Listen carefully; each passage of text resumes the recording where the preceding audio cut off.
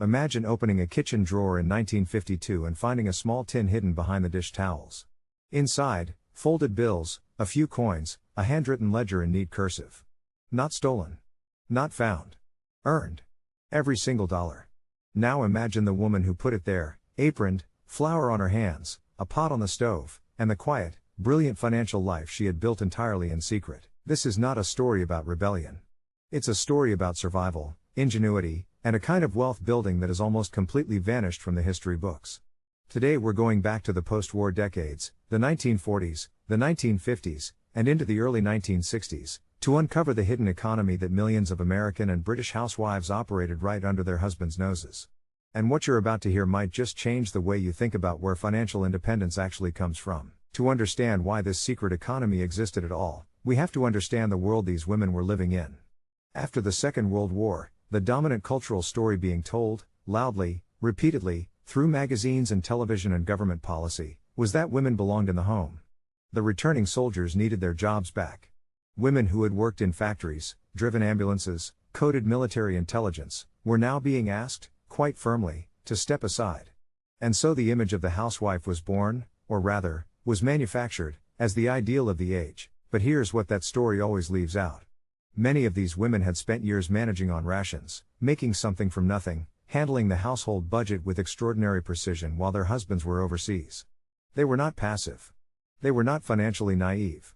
They were experienced, resourceful, and quietly furious about being handed a grocery allowance and told that was enough. In most households during this era, the husband controlled the money. Not out of cruelty, necessarily, it was simply the law of the land, and the culture, and the bank. In many states and counties, a married woman could not open her own bank account without her husband's signature. She could not apply for credit.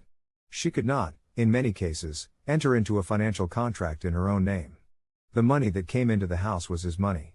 What she was given to run the home was an allowance, and that was the beginning and the end of her financial world, officially speaking. So what did women do? They built a second economy. A quiet one. A domestic one. One that was perfectly hidden in plain sight, because it lived inside the very spaces and tasks that society had already decided were beneath notice. Let's start with the one that was most widespread, and perhaps most ingenious of all, the lodger. Taking in a boarder was one of the oldest income streams available to women, stretching back well into the Victorian era, but it reached a particular peak in the post-war decades. With housing shortages across both America and Britain following the war, rooms were in genuinely high demand. A spare bedroom, even a box room, even a modest attic space, could be let out for a weekly fee that, in many households, rivaled what the husband brought home from a week's labor. The beauty of the lodger arrangement, from the housewife's perspective, was that it was almost entirely her enterprise. She negotiated the terms. She collected the rent, in cash, always in cash. She decided whether to tell her husband the full amount, and a remarkable number of women chose not to.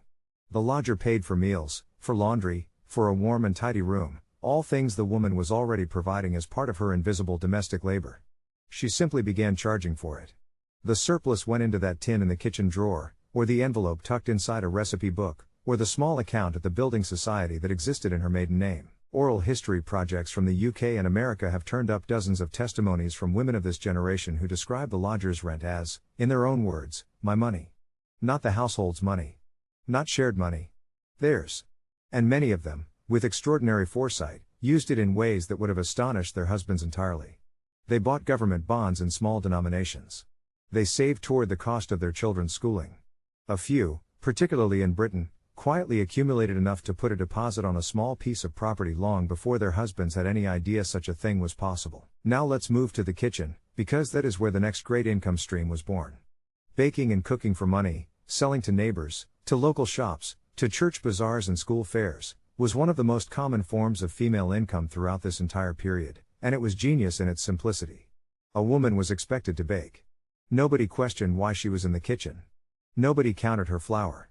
The raw materials were already purchased as part of the grocery budget, and what came out of that oven, the pies, the cakes, the jars of preserves, the pickles and relishes and fruit butters, those were hers to do with as she chose. In smaller communities particularly, a woman with a reputation for exceptional baking could build what we would today recognize as a genuine small business. Regular customers. Repeat orders. A steady weekly income that was conducted entirely through a handshake economy of neighbors and friends. The local grocery store might take her pies on a sale or return basis. The pharmacist's wife might place a standing order for 2 dozen shortbread at Christmas. The minister's housekeeper might collect a basket every Friday. None of it was formal. None of it was taxed. All of it was real. What's particularly fascinating is how these women managed their costs. They were meticulous. They knew, often to the penny, what a dozen eggs cost, what a pound of butter cost, and what the market would bear for a finished pie. These were not women who were bad with money, they were women who had been denied access to the formal financial system, and so they built their own. The margins they operated on were sometimes extraordinary. And the discipline required to save quietly, over months and years, without being discovered, that required a level of financial self-control that most people never develop. From the kitchen, let's move to another room entirely, because the laundry was also, quietly, a business. Taking and washing was considered among the most humble forms of women's work, which is precisely why it worked so well as a hidden income stream. Nobody gave it a second thought. Of course she was doing laundry. Women did laundry. What her neighbors didn't necessarily advertise was that she was doing their laundry, for a fee, alongside her own. The economics of taking in laundry were straightforward. You needed hot water, soap, a wringer or a mangle, a line, and your own 2 hands. Most women had all of these already. The work was physically demanding, truly exhausting, but for a woman who needed income and had no other access to it, it was reliable. Regulars paid weekly. Seasonal customers, families with large households, working men who lived in lodging houses, local businesses needing tablecloths and uniforms laundered, added bursts of extra income.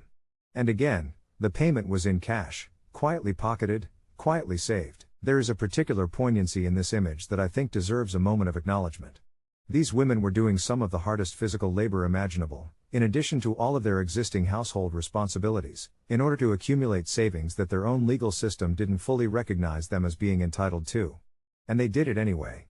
Without complaint that was ever recorded. Without the vocabulary of financial independence that we have today. They simply looked at their situation, identified what resources they had, and put those resources to work, which brings us to the one that, in many ways, was the most widespread of all, piecework. For women with sewing skills, the post-war clothing industry offered a steady supply of home-based work. Manufacturers and middlemen would deliver bundles of cut fabric to a woman's door, collars to be attached, buttonholes to be finished, hems to be sewn, and she would return completed work for payment per piece. Hence the name. It was grinding, repetitive, poorly paid by any objective measure, but it was income, and it was income that could be earned at the kitchen table between school drop-off and school pickup, during the baby's nap, in the hour after dinner while the husband read the newspaper. Piecework operated through a network of neighborhood contractors, women who had the relationship with the factory and who would sub-distribute the work to other women on their street or in their building. This created, in many working-class neighborhoods, an entire informal sub-economy entirely managed and operated by women. The contractor took a small cut. Everyone else earned per piece. Nobody talked about it too loudly. And the money, again, was cash. Knitting was a cousin to piecework and deserves its own mention. Particularly in Britain, commercial hand knitting for wool companies provided a steady income stream for women throughout the 1940s and 50s. A company would send yarn and a pattern. The woman would knit the finished garment, a sweater, a pair of socks, a child's cardigan, and return it for payment. The rates were never generous. But they were consistent. And for a skilled knitter, the speed at which she could produce a finished piece made it genuinely worthwhile. Beyond these main pillars, the range of income-generating activities women pursued in this era is remarkable. Some took in ironing as a specialty, harder to do well than washing, and priced accordingly. Some offered alterations and mending, particularly valuable in the post-war years when fabric was still expensive and clothes were expected to last. Some gave piano lessons from the front room, the only qualification required being the ability to play better than a child. Some grew vegetables or kept chickens and sold the surplus at the back door, quietly, to neighbors who would sooner buy fresh than queue at the greengrocer. A small number of women in this period, and this is perhaps the most forward-thinking group of all, were quietly investing. Not in stocks or bonds through formal brokers, which would have been practically impossible without their husband's involvement. But in the informal sense. Lending money within the community at interest. Participating in rotating savings clubs, called by various names in different communities, Roskas in some traditions, tontines in others, simply the club in many British working-class neighborhoods, where a group of women would each contribute a fixed amount weekly and take turns receiving the lump sum. These clubs gave women access to capital they could never have accumulated alone. And the women who organized them had real power, the power to decide who was included, when they received their payout, what the terms were. What all of these income streams share is a kind of brilliant pragmatism that I think gets lost when we talk about women's financial history only in terms of legal rights and formal barriers. Yes, the barriers were real. Yes, the laws were unjust. But women did not simply wait for the laws to change. They looked at the resources they had, their skills, their time, their homes, their networks, and they monetized every single one of them, quietly and persistently, for decades. The money in that kitchen tin was not just money.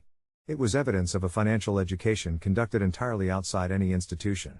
It was proof that the women who kept it had understood something that most people never learn, that real financial security doesn't come from what you're given. It comes from what you build yourself, with whatever you have, wherever you are. By the early 1960s, as women began re-entering the formal workforce in larger numbers, as the legal landscape slowly began to shift, as the first credit cards arrived and eventually, in America, not until 1974, women were legally guaranteed the right to open their own accounts, the secret economy didn't disappear entirely. But it began to be replaced by something more visible. More formal. More counted and recorded and taxed, and yet something was lost in that transition too. The web of mutual support, the contractor who trusted you with her factory work, the neighbor who bought your pies every Friday, the women in the rotating savings club who kept each other solvent through hard winters, that was more than an economy. It was a community. A financial community built entirely by and for women, operating in the margins of a world that told them they had no place in finance at all. The next time you come across an old recipe tin, a hand-sewn ledger, a jar of coins in the back of a kitchen cupboard at an estate sale, consider what it might represent. Someone counted those coins. Someone saved them deliberately, carefully, over a long time. Someone understood, without ever using the word, exactly what financial independence meant. And they were building it, quietly, one piece of work at a time.